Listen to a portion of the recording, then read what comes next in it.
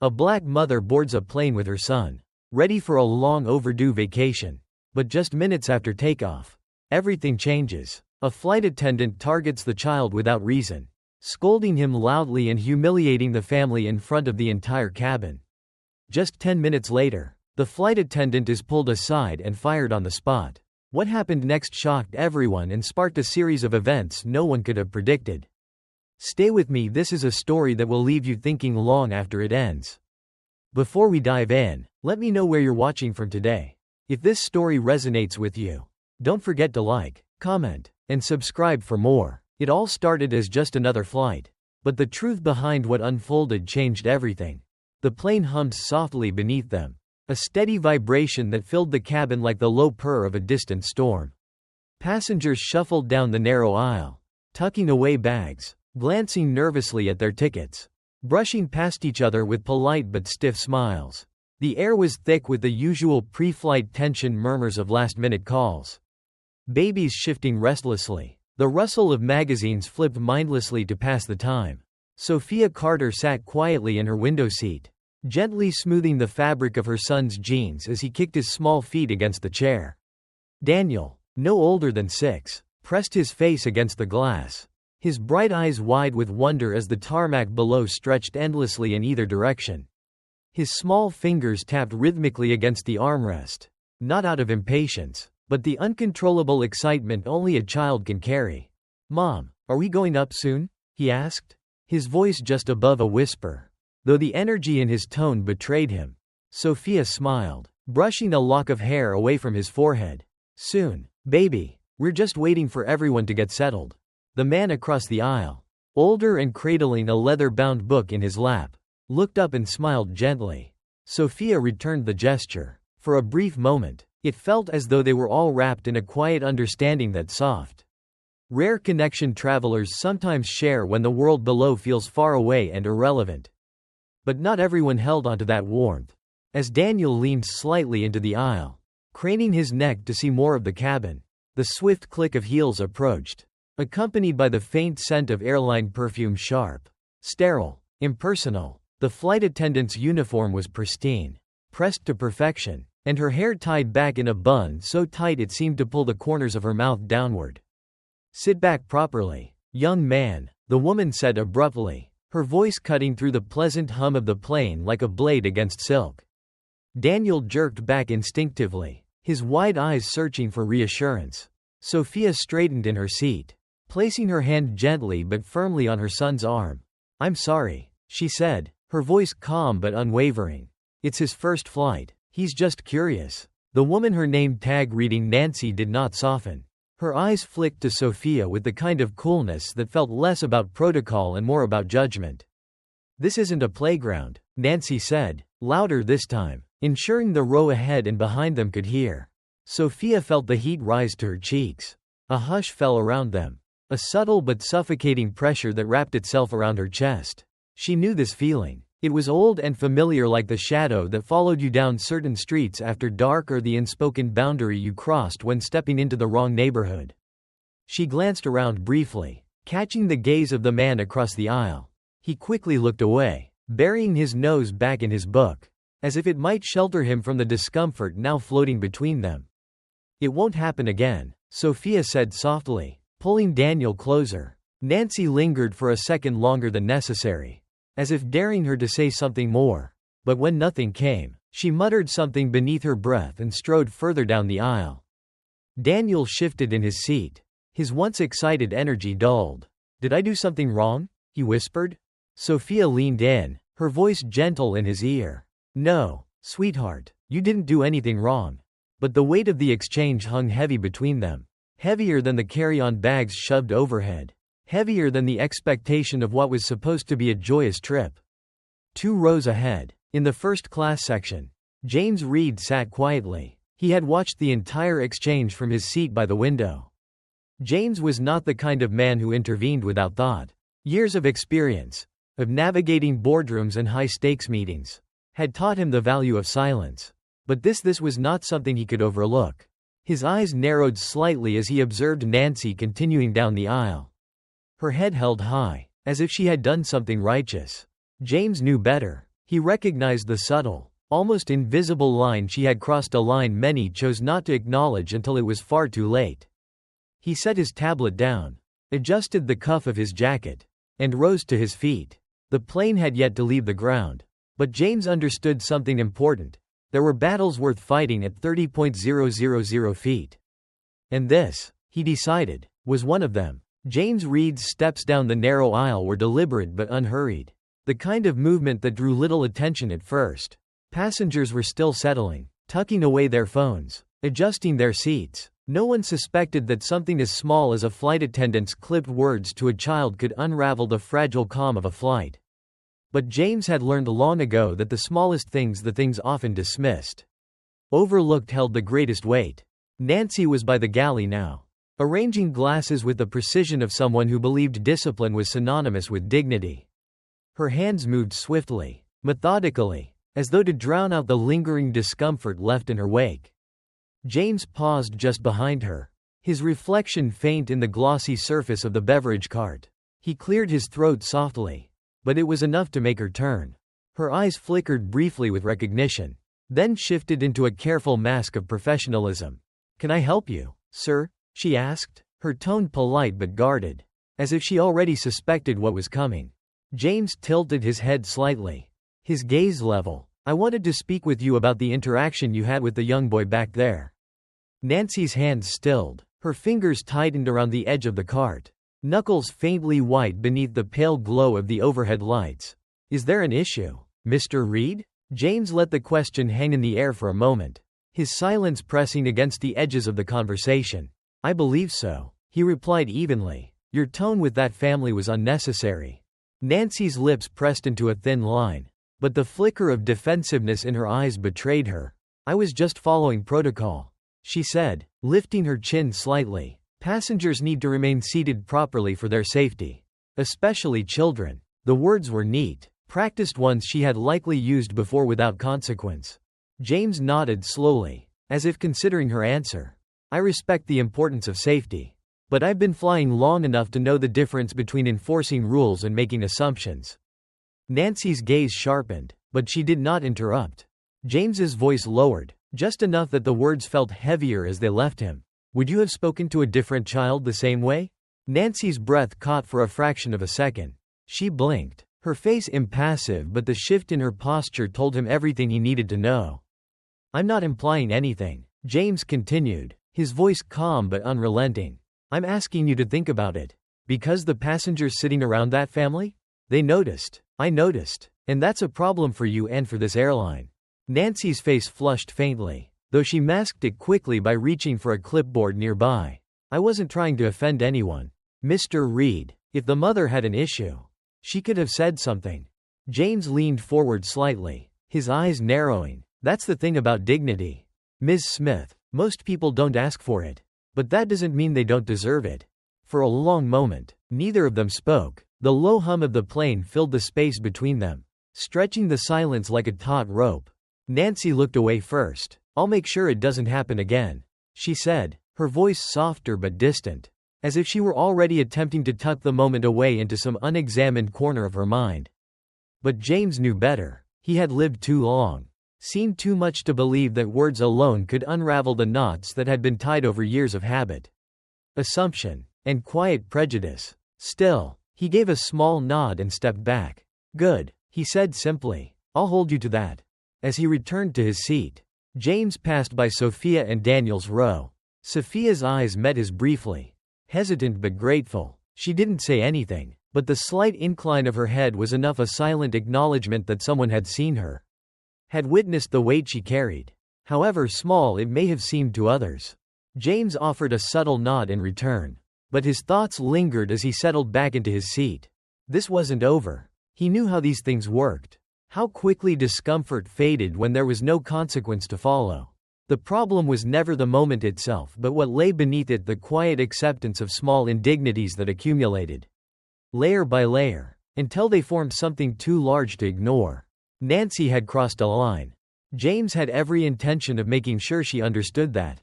The plane had settled into its rhythm, engines droning like distant waves, the seatbelt sign flickering off with a gentle chime. Passengers exhaled collectively, loosening their belts, leaning into the comfort that only comes once the plane lifts from the earth. Conversations began to hum, faint laughter drifted over the rows, and for a brief moment, the world above the clouds felt kinder. But not for Nancy. Her hands trembled slightly as she rearranged napkins in the galley, smoothing the edges repeatedly until the paper creased. Her heart was still rattling from her exchange with James Reed. His words clung to her skin, itching at the back of her mind like a splinter she couldn't reach. She had expected passengers to be difficult, entitled, loud, restless. It came with the job. What she hadn't expected was the feeling that followed her now. A gnawing unease she couldn't name. Rachel, the younger flight attendant, entered the galley with a quiet smile, brushing a stray lock of hair from her face. "Everything okay back here?" she asked, her tone light but probing. Nancy nodded quickly. "Fine," she replied curtly, but the sharpness in her voice betrayed her. Rachel hesitated, sensing the tension that hung in the air like a wire pulled too tight. Nancy felt Rachel's eyes linger on her longer than necessary. "Why don't I handle the first round of drinks?" Rachel offered gently, almost as if she were offering mercy. "I said I'm fine," Nancy snapped, though the words tasted bitter the moment they left her mouth. Rachel's brows lifted slightly, but she said nothing, retreating to the aisle with the beverage cart. Nancy's eyes followed her, then drifted further down the plane to where James sat, calm and still, watching the cabin with the quiet precision of someone who had spent his life understanding the weight of silence. His gaze flickered briefly toward her, and though he made no move to confront her again, Nancy felt the scrutiny like a weight pressing into her chest. She turned away, gripping the edge of the cart until her knuckles turned white. In the cabin, Sophia tucked a blanket over Daniel's lap as he scribbled in his sketchbook. His small hand darted across the page, capturing the outline of the clouds outside the window.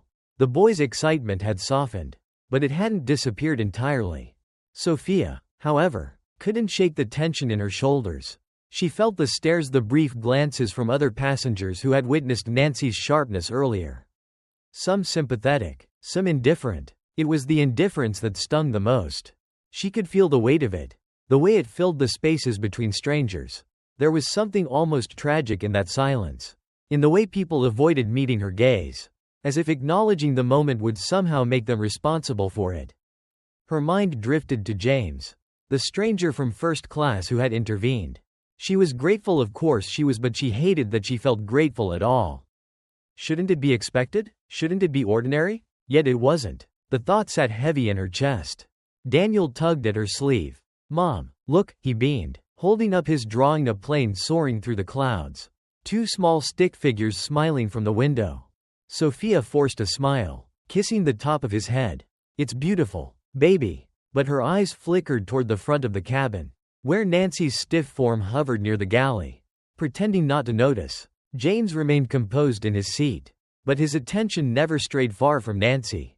Years in the airline industry had taught him how easily small moments unraveled into larger ones, how a single unchecked incident could ripple through an entire flight. Nancy, he suspected, was not an exception. A short while later, Rachel passed through the aisles offering water and refreshments. When she stopped by Sophia's row, she crouched to Daniel's eye level, offering him a packet of cookies with a warm smile. "For our little artist," Rachel said kindly. Daniel's face lit up, and Sophia murmured her thanks. James watched the exchange quietly. He noticed how passengers around them softened in the presence of Rachel's gentleness. How simple gestures had the power to dissolve tension. But as Rachel moved further down the aisle, James caught Nancy's stare from the galley. She watched Rachel with an expression James recognized well, a mixture of pride and bitterness. The kind that builds in someone convinced the world was harder on them than it was on others. It was a dangerous seed. James had seen it grow before, in places far from airplanes and polite society. Nancy turned abruptly, disappearing into the galley. James leaned back in his seat, fingers lightly tapping the armrest. It was only a matter of time before that seed bore fruit. As the plane cruised, Nancy returned to the cabin, her posture rigid, but the facade cracked when she reached Sophia's row. She didn't speak, but her gaze lingered on Daniel's small frame as he dozed lightly against Sophia's arm. For a moment, her hand twitched, as if she might reach for the empty cup beside him. But when her eyes met Sophia's, something shifted, a flicker of guilt. Perhaps. Or the realization that James's words had left more than a scratch. Nancy turned quickly, retreating down the aisle. Sophia exhaled slowly, her arms tightening protectively around Daniel.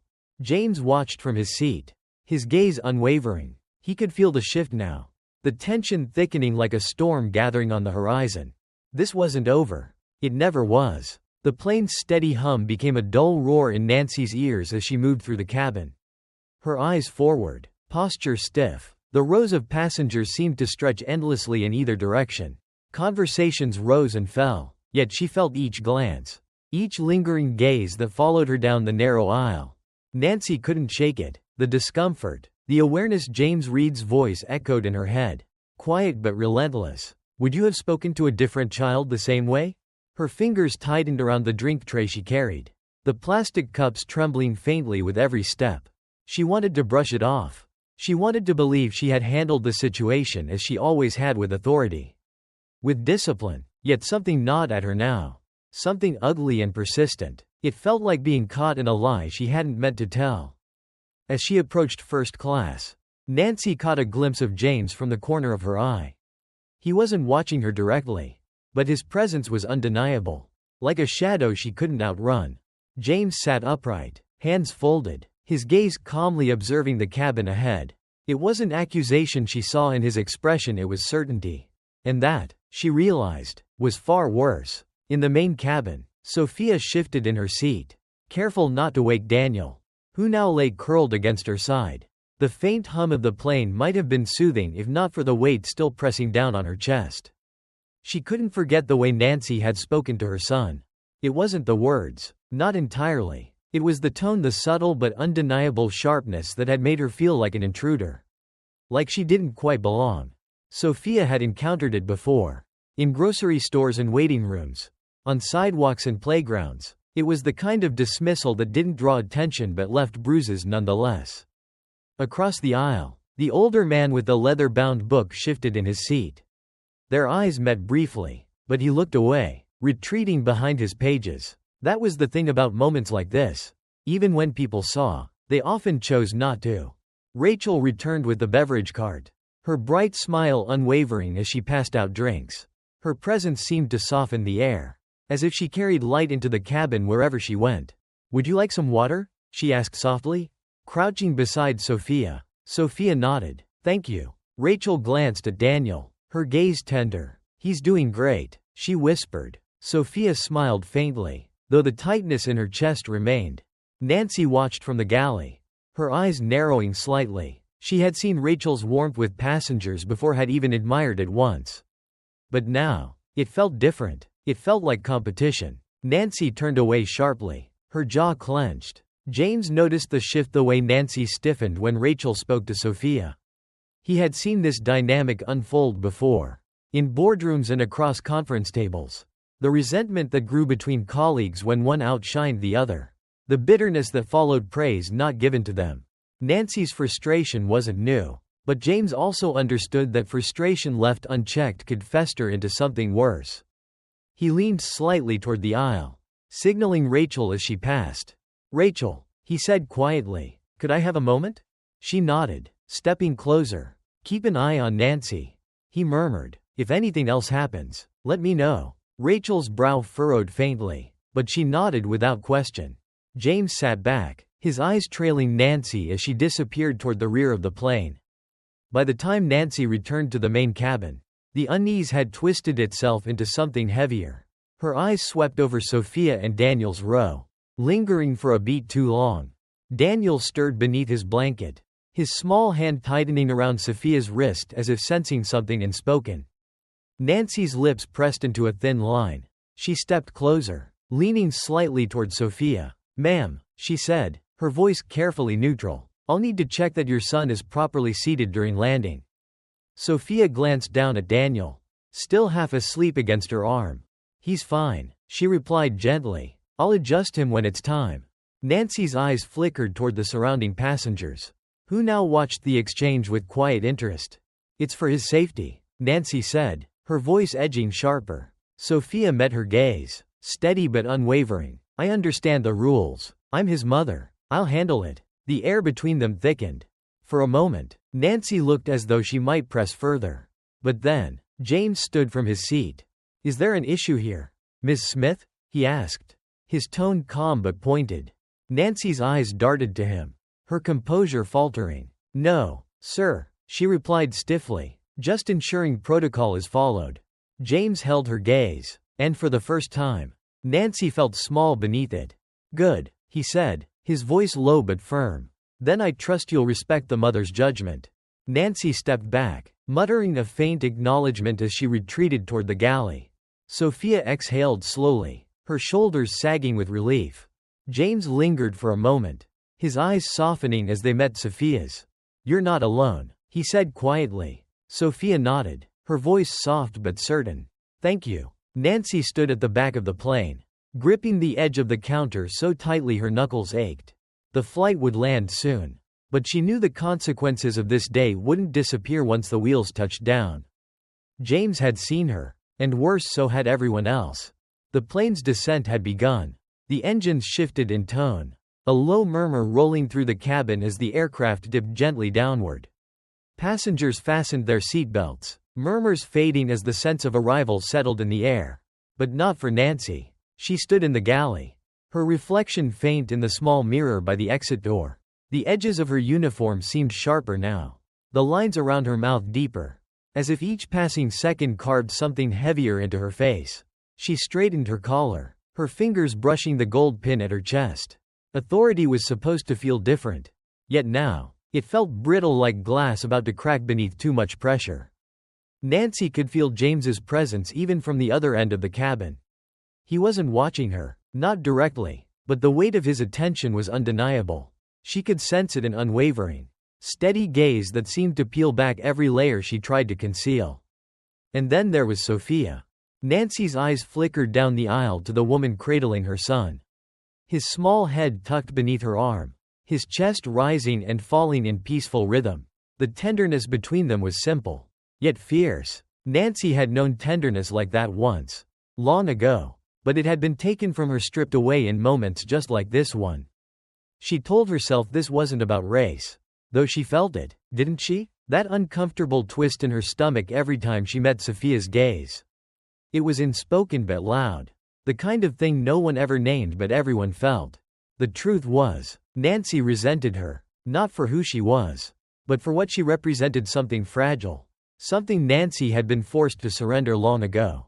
As the plane dipped lower, James rose from his seat, stepping quietly into the galley. He moved with the calm assurance of a man who had grown accustomed to stepping between conflict and consequence.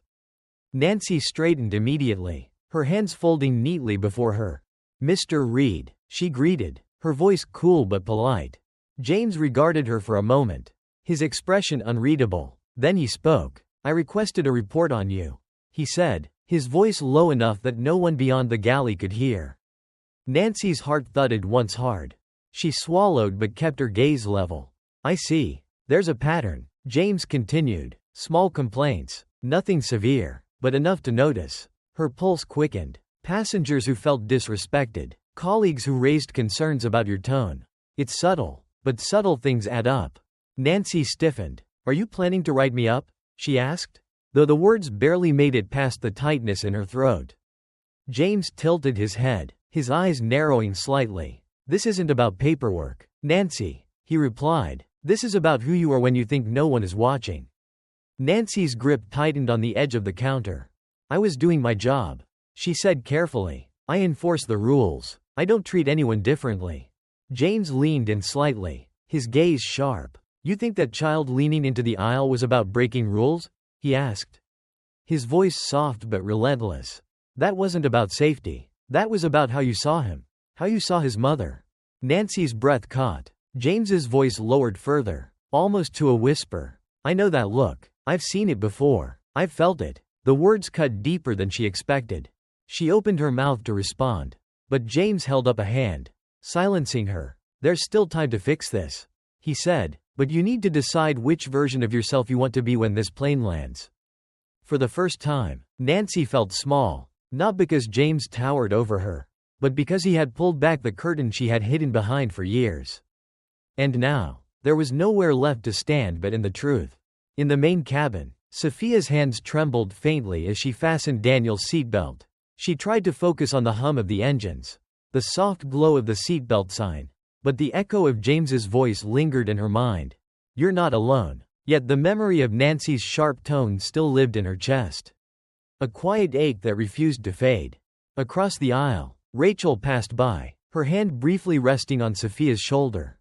"You're doing great," Rachel whispered. Sophia smiled weakly, grateful for the small kindness.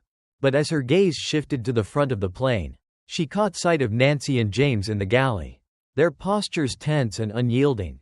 The divide between them felt palpable, like watching two opposing forces collide in slow motion. Sophia closed her eyes, leaning her head back against the seat. The truth was, she didn't care about Nancy's reasons. All she cared about was the boy sleeping beside her, the boy who deserved to exist in a world that met him with softness, not suspicion. And for that, she would fight. The plane landed smoothly, tires kissing the tarmac with barely a jolt. Passengers stirred, stretching limbs and reaching for overhead compartments. Nancy remained at the galley door, her posture rigid as the first wave of passengers disembarked. James lingered nearby, his gaze steady but distant. As Sophia and Daniel approached the exit, James offered a faint nod of acknowledgement. Nancy, however, kept her eyes forward, but as Sophia stepped past her, Nancy's voice finally broke the silence.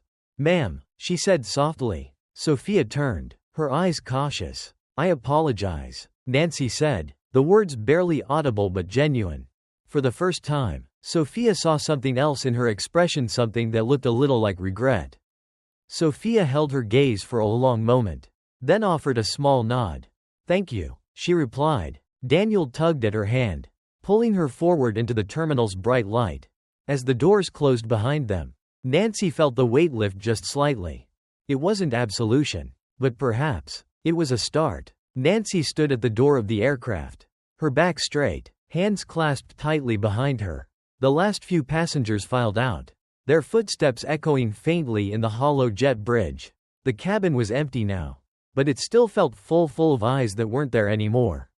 Full of words that had never been spoken aloud but had lived beneath every glance. The plane was quiet, save for the low murmurs of the crew beginning their post-flight checks. Yet in Nancy's chest, the air was anything but calm. James Reed lingered near the cockpit, speaking in hushed tones with the captain. His presence anchored the space, steady and unshaken, and Nancy hated how easily he seemed to carry the weight that now bore down on her shoulders. The apology had slipped from her lips before she could think to stop it. And even as she said it quiet as a breath, she had felt it tighten around her throat like something unfamiliar. She wasn't accustomed to apologies. She was accustomed to control. But when Sophia Carter looked at her, meeting her words with grace instead of anger, Nancy had felt something crumble. James watched her from across the galley, arms crossed, leaning casually against the frame of the cockpit door. He didn't approach, not right away. He let the space between them breathe, as if allowing Nancy the time to sit with the weight of what had passed between them. The thing about silence, James knew, was that it was rarely empty. It held all the moments that people pretended to forget, words unsaid, truths unacknowledged, and in that space, people revealed themselves. Nancy could feel his eyes on her, even without looking. When he finally stepped forward, she straightened instinctively, as if pulled by invisible strings. James spoke softly. "The hardest part isn't apologizing," he said, his voice even. "It's facing who you were before you did." Nancy's lips parted slightly, but she said nothing. She didn't know what to say.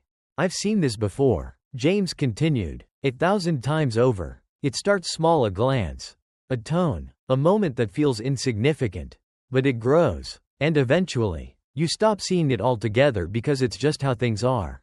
It feels normal." Nancy swallowed, the words slicing through her carefully built composure. "But normal isn't always right," James added. Her pulse throbbed faintly in her ears. "You know that," James said, his eyes narrowing slightly. "Don't you?" Nancy's jaw tightened. "I was just doing my job," she replied, though the words felt weak even to her own ears.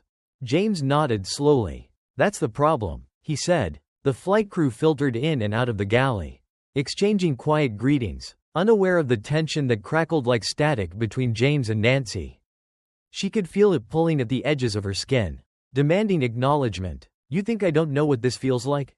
James asked, his voice dipping lower, though the sharpness in his tone remained. "To be the person standing in the room who doesn't fit the mold. I know it better than most." Nancy's eyes flickered to him. "Unsure. I've been judged by the same looks you gave that woman." James continued, his voice unwavering. "I've been measured before I even opened my mouth." His words landed like stones in her chest. Nancy wanted to refute it, to say it wasn't the same, that she had only been stern, that there was no malice in her words. But she couldn't, because deep down, she knew. She had seen Sophia and Daniel differently, and there was no hiding from that now. The airport terminal was alive with movement just beyond the cabin door. The world outside pressed forward, unbothered by the quiet reckoning happening in the small galley of Flight 287. Nancy finally spoke, her voice strained but soft. "I didn't mean to." James raised his hand gently, cutting her off. "I'm not asking for excuses," he said. "I'm asking if you understand what this moment was. Because if you don't, it's going to happen again." Nancy's eyes dropped to the floor, shame burning at the edges of her vision. "I see it," she whispered. James exhaled slowly. "That's a start." As the final checks were completed, the captain emerged from the cockpit, nodding in James's direction. "We're all set here, Mr. Reed. Thank you for bringing this to our attention." James met his gaze, offering a small but firm nod. Nancy stood silently as James gathered his coat and briefcase. Before he stepped off the plane, he turned back toward her. "You're at a crossroads, Nancy," he said. "This doesn't have to define you. But if you ignore it, it will." Nancy's throat tightened, but she forced herself to nod. James's eyes lingered on her for a breath longer. Then he disappeared into the terminal crowd, swallowed by the flow of passengers returning to their lives. Nancy remained standing by the door, staring out at the empty jet bridge. For the first time in years, she felt unsteady, like the ground beneath her had shifted, and she wasn't sure where to step next. But perhaps, she thought, that was the point. Nancy Smith walked briskly through the airport terminal, her footsteps echoing softly against the polished floors. The bustling crowd ebbed and flowed around her, yet she felt apart from it, as if separated by an invisible thread she couldn't untangle. Her uniform, once a source of quiet pride, felt heavier now. The crisp collar constricted at her neck, and the pin at her chest seemed less like a symbol of authority and more like a stone pressing her down. She passed by gate after gate, eyes fixed ahead but seeing nothing. The faces blurred, travelers hurrying to their next destination, mothers tugging at their children's hands, businessmen balancing coffee and cell phones. It was strange how the world could look so ordinary while something inside her fractured. Her exchange with James Reed lingered, curling around her like smoke she couldn't wave away. "I know that look. I've seen it before. I've felt it." His words had followed her off the plane, down the jet bridge, and into this endless crowd. She hadn't wanted to carry them, but they stuck to her skin like the stale air of the cabin she had left behind. Nancy adjusted her bag on her shoulder and slipped through a side corridor, searching for stillness. But the ghosts had followed her here too. James Reed sat near a large window overlooking the tarmac, his briefcase resting by his feet. The golden light of the late afternoon cast long shadows across the floor. But James didn't seem to notice. His eyes were fixed on the horizon, distant and contemplative. He was waiting for his connecting flight, but his mind remained tethered to the one he had just stepped off. He had seen these moments before too many times, and each time, he felt the same slow burn of frustration. He thought of Sophia and Daniel, how they had gathered their belongings quietly, moving through the plane as if hoping not to disturb the space they occupied. James hated that feeling, hated that it was familiar. He remembered the way Sophia had held Daniel's hand, the way she instinctively positioned herself between her son and Nancy, as if shielding him from more than just harsh words. James shifted in his seat, running a hand along the edge of his briefcase. There were many things he could let go, but this wasn't one of them. Nancy found herself in the employee break room, staring at the reflection in the window. Her face, pale beneath the fluorescent lights, stared back at her with quiet accusation. Rachel, the younger flight attendant, entered the room, pausing when she saw Nancy. For a moment, neither spoke. Rachel approached cautiously, pouring herself a cup of coffee. The hum of the machine filled the silence between them. Nancy's voice broke the quiet. "Did you see how he looked at me?" she asked, though she wasn't certain why she needed to say it out loud. Rachel glanced over, stirring her coffee with slow, deliberate movements. "I saw how you looked at everyone," Rachel replied softly, "but I also saw how you looked at them." Nancy's grip tightened around the edge of the counter. "It wasn't what it looked like," Nancy muttered. "I was just—" Rachel's eyes lifted, catching Nancy's in the reflection. "Were you?" Rachel asked. Her tone wasn't cruel, but there was no softness in it either. Nancy turned away, the sting of the words pressing into her back. "I don't think you meant it," Rachel said after a moment. "But sometimes it doesn't matter what we mean. It matters what we do." Nancy swallowed hard, but the lump in her throat wouldn't move. Rachel set down her cup gently. "You should talk to him," she added before stepping toward the door. Nancy remained still, the suggestion lingering in the empty room. James was still by the window when Nancy found him. For a long moment, she hovered by the edge of the seating area, uncertain whether to approach, but then James glanced up, meeting her gaze with quiet expectation. She stepped forward, hands clasped in front of her. "Mr. Reed," she began, her voice measured but thin. James nodded faintly, inviting her to sit. Nancy lowered herself into the seat across from him, her eyes flickering toward the tarmac, unable to meet his fully. "I wanted to," she paused, searching for the right words. James watched her patiently, his hands folded over his knee. "I wanted to explain," Nancy continued, though the words felt heavy as they left her lips. "I wasn't trying to single them out. I thought I was doing what I was supposed to." James's eyes narrowed slightly, but he didn't interrupt. "I've worked this job for years." Nancy pressed on. "You see people break rules, push limits, sometimes you have to be firm." James leaned forward slightly, his gaze soft but steady. "I'm not here to question your authority," he said, "but I am here to ask why the rules seemed heavier for that family." Nancy's breath caught. For the first time, she had no answer. James continued, his voice gentle but unrelenting. "You see, Ms. Smith, the hardest thing about moments like this isn't facing the passengers. It's facing yourself, and I think you know that." Nancy looked down at her lap, her fingers twisting around the edge of her scarf. She had been so sure she was right, so sure that the discomfort she felt was something to dismiss, not confront. But James's words chipped away at the walls she had built around herself. Brick by brick, Nancy finally met his gaze.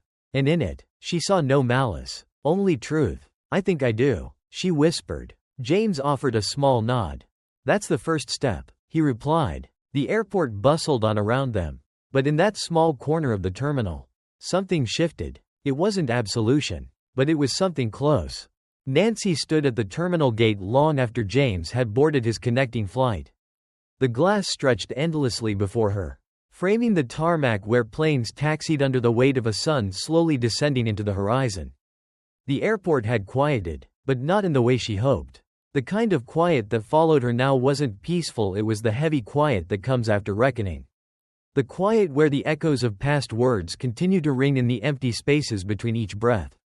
Nancy had spent years mastering the art of moving forward. She had trained herself to let moments pass, to allow uncomfortable truths to dissolve into the next task, the next flight, the next nameless passenger in seat 14B.